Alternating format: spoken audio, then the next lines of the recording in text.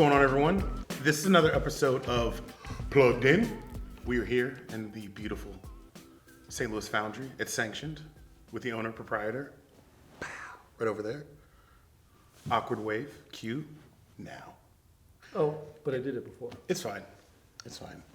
You gonna introduce our fine guest? I haven't even introduced myself yet. Oh. You didn't even say your name. I just That's said true. proprietor, you did like this. Jared Ewing, the Madison Vault, Patrick McEwen, Diddy. No one cares about us anymore. It's because we have our first ever guest. Ever. Maybe our last. Depends on how this goes. It's true. No pressure. Either way it goes, you better hit those notifications, the thumbs up, whatever all the YouTube people say, like, hit the thing right here, bing. Like ring the bell. Yeah, ding. And it's like, ding. And hit the thumbs up, make sure, all that good stuff. Anyways, if you do that, then we'll probably have more guests. Maybe it could be you. I doubt it, but whatever. So let's introduce our guest. This fine individual with us today is one of my favorite examples of sneaker culture for a few different reasons. One, Misty, welcome. Thank you. Came in sanctioned probably 7 months ago, and we just started chatting shoes. I don't even remember what we talked about that day other than it was just one of those instances where you start talking about the shoes you like and the things you enjoy, and ended up connecting over it, only to find out that you said, I think you told me, oh, well, I make shoes or I customize shoes. And I was like, oh, that's cool. Because, you know, everybody in the internet is a reseller and a customizer, and also probably makes music and drops beats and has bars. Spit hot fire. And eventually you showed me some pictures and I was like, oh, you make shoes. Oh, you do this. Like, not like you paint on the side of shoes. You construct shoes from the ground up. You're wearing one of your personals today. Yeah. You will see in a later episode the genesis for this, which is you were so kind as to make me a pair of shoes. Mm-hmm. But tell us a little bit about how you got into this, because this is a rad, weird world you're existing in. It is a rad, weird world. So I've been sewing for probably, like 20 years. I started in high school. My mom taught me how to sew. And ever since then, I have just been making kind of whatever comes to mind. I've made everything from costumes to cosplays to I made my own wedding dress 2 weeks before my wedding. Yeah, my husband hates that story because I bought a wedding dress and then I'm like, I'm not really feeling it, but it was 2 weeks before my wedding. And I was like, oh, well, you know, this Monique Lhuillier dress is beautiful, but I don't want to spend $5,000 on a dress I'm going to wear one time. Yeah. And it's going to wind up dirty from all the the dancing and the floors and all of that. I was like, in my head, I'm like, it can't be that hard. I can do this. I totally can do this. I can do this. So I found a pattern that was a similar silhouette, called my mom, and I was like, Mom, I think I want to make my wedding dress. And she's like, you know you're getting married in 2 weeks, right? And I'm like, yeah, Got it. Still want to do it. So yeah, we did that. And ever since then, my husband jokes that anytime I say I'm going to make something, he doesn't doubt me, because he's like, you made your wedding dress in two weeks. What can't you make? But yeah, so I honestly didn't grow up like loving sneakers. It wasn't a thing for me. I grew up in a really small town. I got sneakers for like the things that I needed. I was a cheerleader. We got shoes right. Get those, what were they called, Keppas? I don't even know. I think the little diamonds on the side that change out the colors. So yes, Why I know this? We did have those, but we also got a pair. We did have a pair of Nikes one year, and I can't remember what version or like what silhouette they are, but we did have a pair of Nikes one year. But yeah, so it was actually when I met my husband that I started really getting into sneakers, and he would tell me about all the new sneakers that we're releasing, and I'm like, cool, well, why don't you buy them? He's like, no, you can't just buy them. Like, you have to log on and you have to like win a raffle or you have to do whatever. I'm like, so you're like Pretty Woman and you're like, I have this money. Why won't you let me buy the shoe? So then I got into sneakers and started buying or trying to buy different silhouettes that I liked. And I got so tired of losing on the sneakers app, like just L after L. It's an abusive relationship. It is. And I just couldn't quit them though. Like I couldn't quit them. Kept doing it. I can't quit you. Yeah. I kept doing it until I got so frustrated and I'm just like, well, fine. Like there has to be a better way. Like it can't be that difficult to make sneakers. I can make an Air Jordan.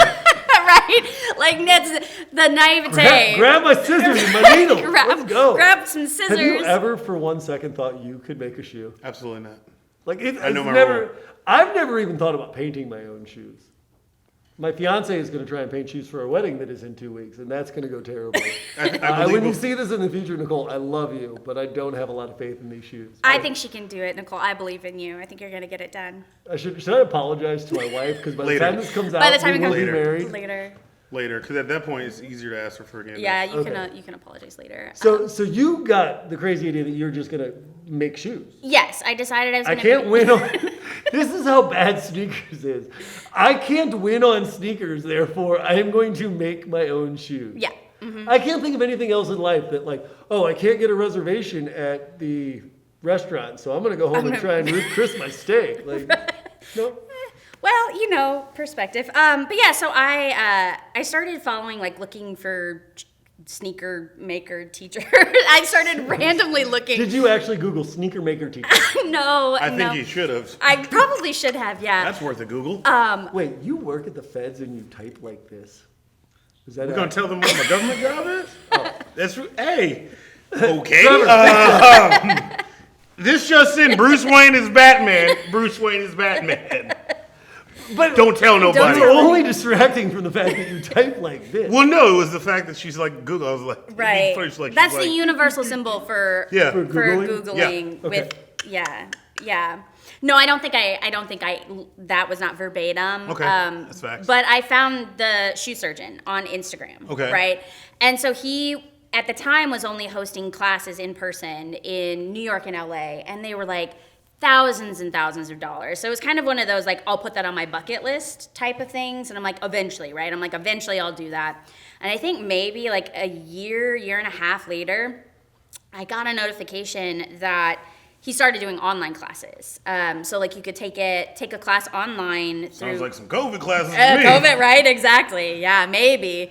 But yeah, so he did it through a platform called monthly.com, and basically you learn to do a skill, something, everything from music producing to baking to shoe Not making. from the shoe surgeon. He does not bake. He does not bake. No, Okay. I think the woman who owns Milk, which is a super popular bakery in New York, actually does. You Oh, learn that's how to cool. make like the milk, like the famous birthday Patrick, will cake. you take baking classes with me? Can me, you, and Trevor take baking classes together? Trevor. No. He says no. I'm with Trevor. We're not says doing no. that. Oh, you Okay, guys well, never want to do anything fun. regardless, so they have the platform where you can learn a bunch of things. So I signed up for that class and I took it June of last year. Oh, wow. Yeah. It's like when you came in store, you were just freshly off the first Yeah, day I out. had literally That's just incredible. finished maybe one or two pairs. This I think is the second pair I ever made. So And I guess you shouldn't put a face or a certain whatever into people in the sneaker culture, because just the fact, like, you come and you're like, yeah, I make shoes, never would have thought, like, all right, like, yeah. okay. I was pretty sure that you like crocheted sneaker keychains, or Sure. which is so bad. And we have to admit, like I think it's a relevant topic in the sneaker world that even as the commonplace of more female sneakerheads and more females in it, it's still a fairly male-dominated world. Yeah. Like, if I showed someone the person that custom made my shoes and said, pick this person out of a lineup, I do not think that they would have picked No, you. well, unless they've watched this. That's true. Yeah. Then you will be selected. Then for maybe. Yeah. No, I would say so when you take the class, they put you in a group of like your peers, right? So it's maybe 30 or 40 people who are taking the class, and then they have like multiple peer groups. There were maybe like 3 women out of Wow. 40. Now, even with taking the classes and since completing the classes, do you ever feel like you have to break through any kind of weird barriers, or do people second guess you if you're like, I make shoes, or like whatever, or how competitive is it in that world? I mean, so I do it right now, like mostly for fun, and Okay. for like Jared's pair is the first pair I've made for anyone that's not my family. So, I think that means I'm family. oh, it does. It means your family now. Yes. But yeah, so I think it's very much the funniest thing I can tell you is I found a Discord group called Handmade Heat. So shout out Handmade Heat. They are a bunch of people who've taken either the shoe surgeon class or another class and wanted to continue kind of learning and fostering collaboration, because the one thing that's tough, I think, about any craft, be it cosplay, be it. Did you know that a sneaker maker is not a cobbler? They're a cord wainer. I learned that word. That's some knowledge. Yeah, there you go. Cobbler would be a hard bottom shoe. But They Misty, actually are people who repair shoes. Cobblers I thought it was the hard bottom. No, cobblers repair shoes. when you do that, you just do this, and Trevor will put a nugget in the air. Nugget. Cord winner. Bing. But yeah, so it's gatekeeping, right? So like people don't love to share information. And part of me like understands that, right? Like part of me understands that you put a lot of time and effort into like learning a craft. But I think if you want certain crafts to continue and to thrive and more people to be interested in it, like you have to help others, right? Just because I tell you how I do something doesn't mean that you're going to be able to go out and do it. Yeah, and you can tell me anything you wanted, and I'm still not going to make my own shoe. Right. Yeah. Even amongst shoemakers, like this, the entire Discord community is about 300 people who all make shoes. Some who have been like trained through classes, and some who have learned on their own. But it's so great because they all share information freely. Like you want to know where they got a certain leather, they'll tell you. You want to know like a technique that they use that you're not familiar with, they'll film a video for you. Like they're just so open and just generous with their time and their information, and it's been a great place to be a part of. Now, you take that out of Discord and you go into like the community in general, like people who are trying to not do it so much for the joy of creating or because they're super into shoes, like they're doing it for hype or they're doing it for influence or whatever. Like you find a random person on Instagram and you DM them a question or ask them in the comments, they're gonna not. It's funny because on my Instagram that I use for communication, it's got nothing about the shop, right? And we're not internet famous from this yet. So Yeah. Not yet. That's up to you. but I've emailed a couple of people who have like tricks and stuff cleaning shoes, and they won't respond at all. And I'm like, you post the video on there, you're clearly making money from this, and you're not like you won't even respond. It's a weird world, but that's something that's interesting about sneaker world right now is it is more and more competitive and less collaborative. The sneaker world to me is a mixture. I can't tell if it's more of the drug game or if it's like the hip hop game. Because like, yeah, I want to see you do good, but like, I want the Grammys, I want the 5 mics, and I want to be known as the guy, the best. So it's like, yeah, we can collab, we can do a feature here and there, but I just think it's a mixture of that because I think one of the essence of the shoe game was if you take it back to the elements of hip hop, it was like looking fresh, looking fly, and you were still, that was competitive. You wanted to be the best dressed. So I think even with shoes, now the reselling game is taken off. On the one end, it's teaching the younger generation capitalism and how to run a business, which I think is dope. But it's also taught them to be like little tiny Scarfaces. They're internet Scarfaces. All of What are you? Yeah, like all of them are just like little internet tough people. Like it's just kind of funny. So being an old person in this game is just it's kind of entertaining to watch. It's like, oh, look at you. Oh, you're so It's tough. adorable. Yeah, like you're so adorable. You're so tough. Is your mom gonna do something about it? Like, what are you gonna do? Patrick has a great story of someone that physically threatened him, or that verbally threatened him, internet threatened him. Internet and then threatened finds me? out the kid's like 16 and this tall, and he's like, Met this kid in person. He's young, and then he ends up like I'm not making fun. I'm like, but he's got like he had a disability. A disability. I'm like, you're threatening, like, young man. I will make you disappear and your mom in the minivan out there disappear quickly. But it was just like one of the kids just get out of pocket. Keyboard heroes. So what's the hardest part about making a shoe from the ground up?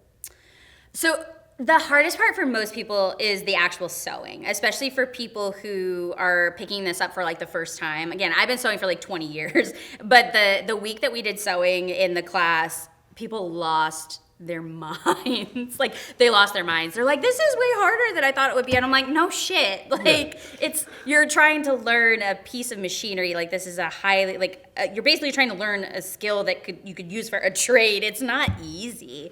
So that part for me is not as difficult because I've been sewing for a really long time. The part that is the most anxiety inducing for me is sticking the sole back on.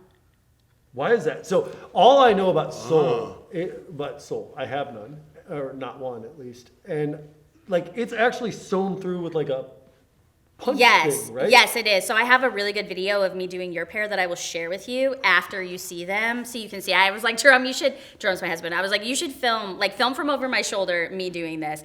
But yes, you're basically using, they call it like a jerk needle or a hook awl. It's like a sharp needle that has like just a little hook at the end. It's like a prison chain. Yeah, and so Yeah. I mean, obviously Nike and people who invest thousands and thousands of dollars into making Little sneakers. kids who do it with their fingers. Oh, okay, never mind. And another no, conversation. they don't even make. No, they let the kids use the machinery. They don't. Are you sure? I'm positive. Okay. I've They seen the don't use the videos. kids? They don't. It's not. That's not efficient anymore. They teach the kids how to use the machinery, that's and then they what's do up, that. that's what's up. Shout out to Nike for that. Yeah, shout out to Nike for child labor. But yeah, so you basically like from the outside, you stab through the rubber. Now, if, in the soles that you tear off the sole from a retail pair of Jordans to use them for your reconstructed pair. So they already have like the holes from the sole stitching, so you don't have to poke the holes yourself. But you basically like stab through all the layers of leather. If you're at the front or the back, you have like, there's a heel counter, there's a toe puff to help keep it shaped. Toe puff.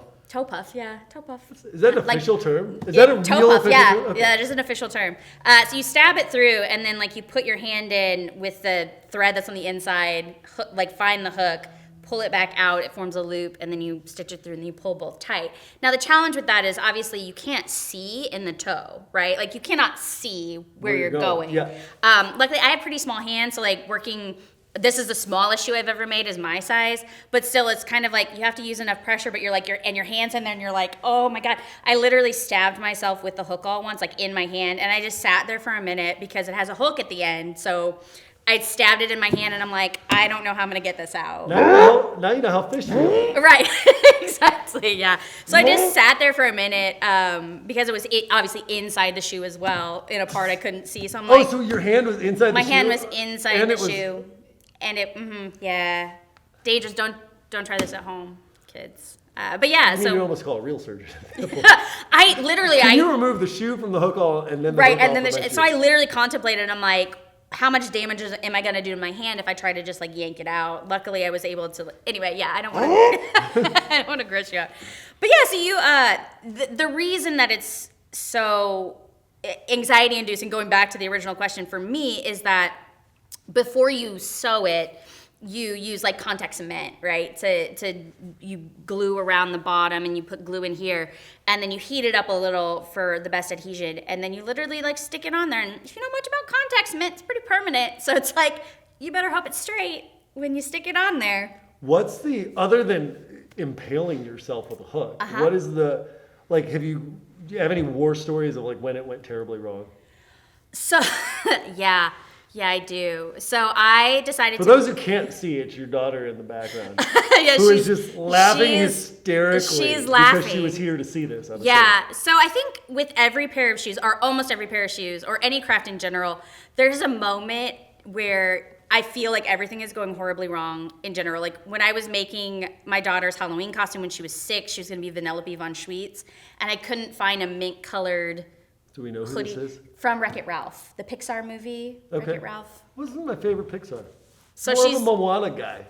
You're more. I love Moana, but Moana wasn't out at the time. That's true. Yeah, so she was gonna be Vanellope von Schweetz. I couldn't find a mint-colored hoodie, so I bought a white one. I was dyeing it mint green, and I do the first round of dye, and I pull it out, and it's just awful colored. It's like puke green. I'm like, okay, pour more blue, do it again, and then I'm standing in our kitchen sobbing because the color's not right. I can't figure it out. My husband walks in, and he's like, it's gonna be okay. Like, it's gonna be fine. You're gonna figure it out. And I did, right? So the worst thing that ever happened was I was making a pair for a Halloween challenge. So the nice thing about the Discord group too is that they do like just challenges for people to like test their skills and do like super fun designs.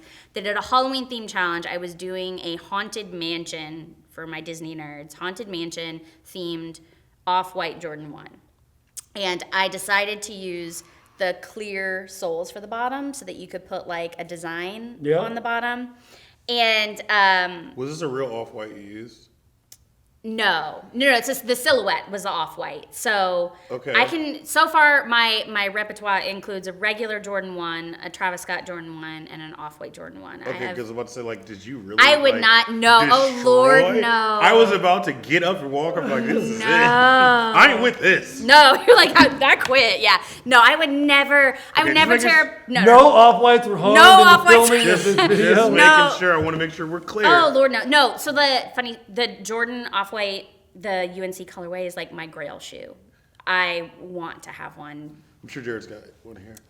Not, 1.5Y or whatever size you I wear. wear a size 5 in men's. Thank you so much. Yeah. Which is actually bigger than my fiance. So, Yeah. So that's my girl. I would never tear apart those shoes. That would be like sacrilegious to me.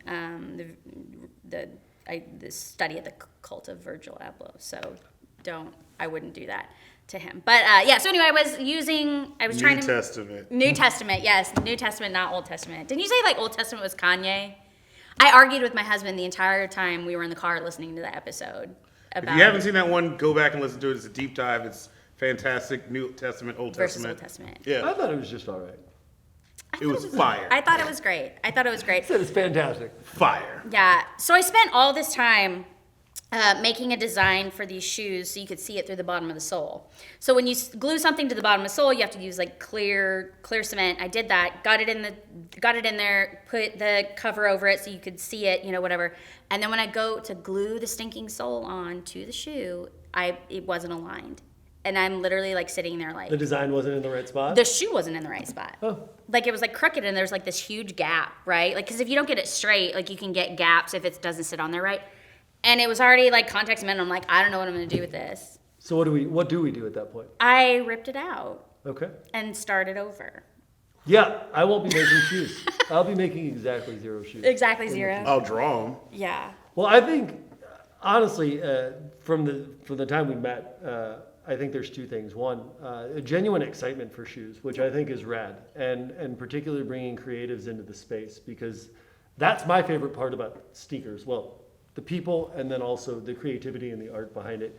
I think the other piece is it's just really exciting for you to be someone that wants to share. The fact that you were even willing to make me a pair, the fact that you're willing to tell people about what it's really like, and it sounds like that is one of the things that I'm most excited to see people carrying the culture forward, not holding the culture back, which a lot of people do. Any other questions for Misty? I know No. we're about to see shoes, and I'm probably just wrapping this up because I want to see the Because you want to shoes. see them. Tune Which is the in next to our episode? next episode, which is going to include unboxing, and you'll see his unfiltered, unbridled, just like reaction. It's gonna be really dope because we have the artist here, and I'm just sitting back like. So we'll have more questions with Misty. We'll get to see me unbox my first pair of custom-made shoes. I'm wearing my first pair of customs anyone did for me. Shout out to Reggie. But I'm stoked, and y'all should tune in. If you watch this one, you don't watch the next one, you're foolish. So we'll be back soon.